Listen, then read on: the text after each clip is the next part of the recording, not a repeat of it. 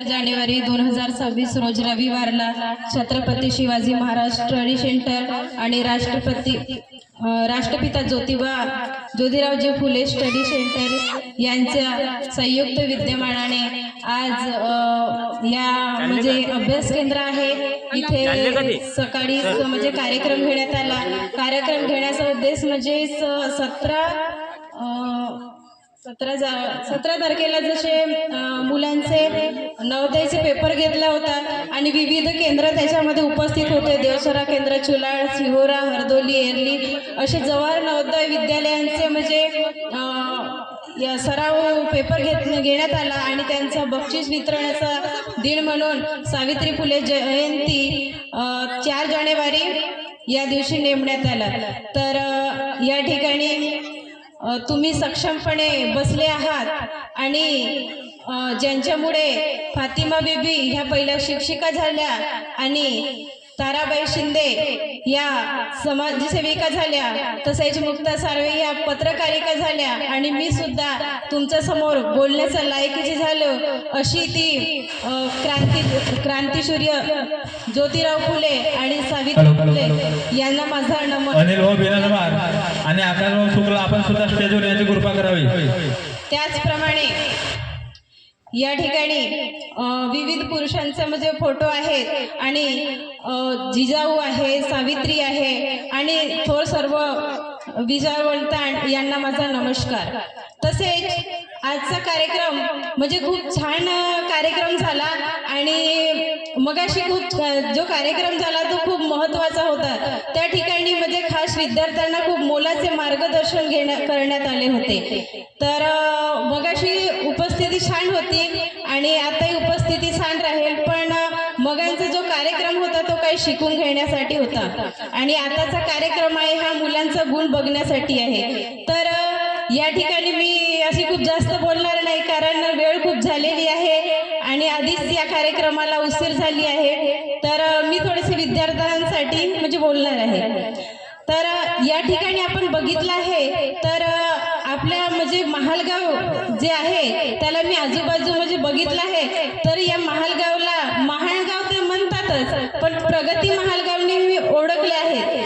असे मी कुठेतरी एकदा गेली होती तर त्या ठिकाणी विचारलं की कुठं राहता, मी म्हटलं महालगाव। कोणता महालगाव? मी म्हटलं देवसरा महालगाव। तर प्रगती महालगाव का?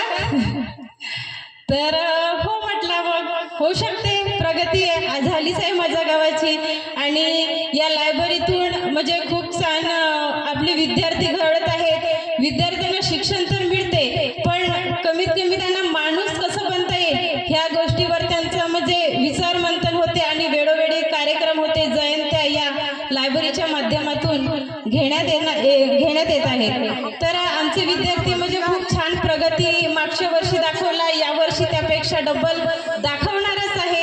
रिझल्ट आल्यावरच माहीत होईल, म्हणजे खूप छान प्रोग्रेस होत आहे या लायब्ररीच्या माध्यमातून। एकदम बाबासाहेब आंबेडकरांनी म्हटलं होतं की ज्यावेळेस शिक्षणासाठी म्हणजे वाद झालं त्यावेळेस गावाची प्रगती खरी होणार। तर अशा या मला महालगावमध्ये बघायला मिळते, कॉम्पिटिशन चालतात, तर चांगली गोष्ट आहे।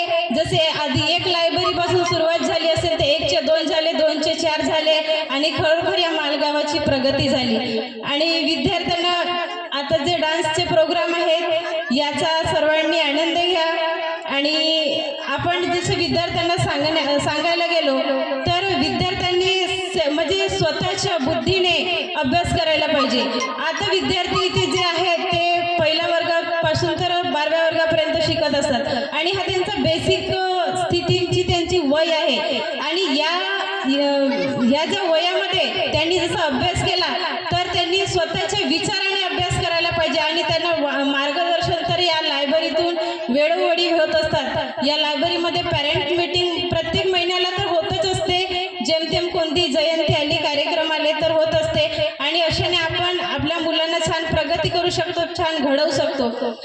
दुसऱ्यांचा मुलगा चांगला आहे, हुशार आहे म्हणून तूही हुशार कर, तो त्याचा मुलगा असा आहे, त्यांचा मुलगा तसा आहे हे न सांगण्यापेक्षा आपण स्वतः आपल्या मुलांची प्रगती बघण्याकरिता शाळेत जायला पाहिजे, शिक्षकापर्यंत पोहोचायला पाहिजे। आता मला म्हणजे असं त्या दिवशी पॅरेंट्स मीटिंग होती आपल्या जिल्हा परिषद शाळेमध्ये. खूप म्हणजे त्या ठिकाणी जे उपस्थिती होती ते खूप कमी होती.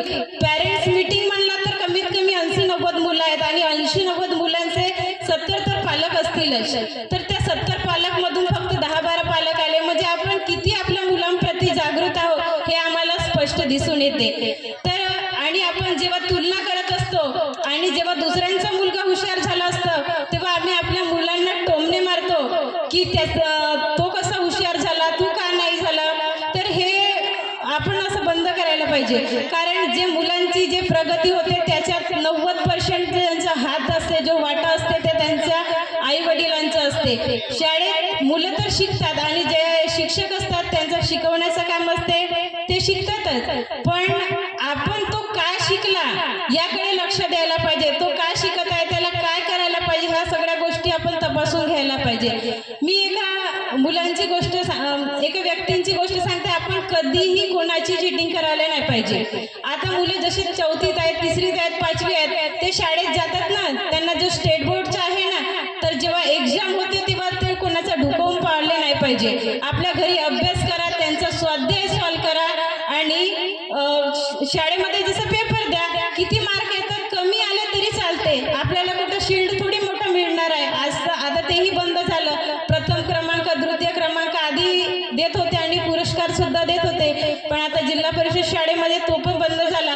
म्हणून आपण दुसऱ्यांची म्हणजे जज नाही करायला पाहिजे, दुसऱ्यांचे म्हणजे चीट नाही करायला पाहिजे. आणि दुसऱ्यांचं जर चीट केला तर आपण कुठे नाही कुठे फसत असतो. मी तुम्हाला एक गोष्ट आठवते. एक व्यक्ती होता आणि त्याने एका म्हणजे गृहस्थ होता आणि त्याने एका व्यक्तीला चहासाठी बोलवला होता. तो त्यांच्या घरी गेला आणि ते जो यजमान होता त्यांनी चहा तर बोलवला. त्या ठिकाणी चहापत्ती, पाणी, साखर, दूध, बिस्कुट हा सगळं वेगवेगळा होता. त्याला कळलंच नाही की हे चहा पितात कसे, पण त्याला वाटलं की समोरचा जसं करेल तसं मी पण करणार. तर समोरच्या व्यक्तीने एका कपामध्ये पाणी घेतला, त्यात दूध टाकला आणि साखर टाकली. त्याचा जो यजमान होता पाहुणा त्यानं पण तसंच केला. कपामध्ये दूध घेतला, साखर घेतला, पाणी घेतला. दुसऱ्या व्यक्तींनी मग बिस्कुट घेतली आणि चुरा करून त्याच्यात टाकली. समोरच्या व्यक्तीने तसंच केला. पण मग त्यांनी आपल्या कुत्र्याला बोलवलं आणि त्यांच्या पुढे तो प्लेट मांडून दिला. पण शेवटी याची झाली फजिती. हा कोणाला बोलवणार. म्हणजे आपण कुणाची चिटिंग जर केला तर कुठे नाही कुठे हे फसत असतो. म्हणून हा आता बेसिक आहे आपला, जे 1ली ते 12वी पर्यंत आहे. यात जास्त मार्क मिळो अथवा नको मिळो, पण हा जो बेसिक आहे आपण याच्यामध्ये आपण चेक करू शकतो का आपण किती पाण्यात आहोत, आपली प्रगती आपण कशी करू शकतो हे आपल्याला लक्षात येते. जसं एखादं उदाहरण घेतलं तर बांबूचं झाड म्हणा आणि एखादं आंब्याचं झाड म्हणा.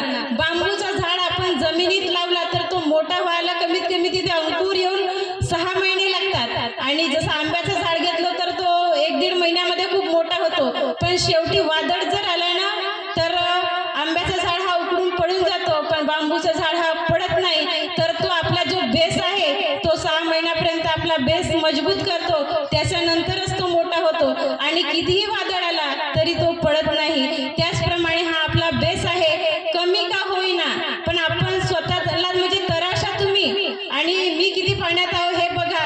आणि पॅरेंट्ससाठी तुम्ही कमीत कमी आपल्या मुलांना लक्ष द्या. लायब्ररीमध्ये जेव्हा पॅरेंट्स मीटिंग होते तर किती पालक म्हणजे जागरूक होऊन येतात आणि शाळेमध्ये येतात हे तर आम्हाला माहीतच आहे. कारण आपण आपले मुलं जसे घडवतो ना, तर आपली जर प्रॉपर्टी म्हणला तर मेन आपले खरं मुलंच आहेत.